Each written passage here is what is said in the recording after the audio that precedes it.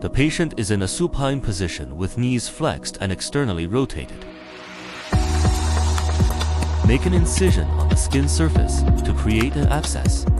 Retract the lateral tendons to expose the rupture of the posterior tibial tendon. Insert the drill bit sleeve and the guide pin sleeve. Then drive the guide pin along the direction of the combined sleeve. Remove the guide pin sleeve. The cannulated drill enters along the direction of the guide pin. Withdraw the cannulated drill and the guide pin. Tie the damaged tendon, pass it through the front loop of the tendon ligament fixation screw, and implant it into the bone tunnel.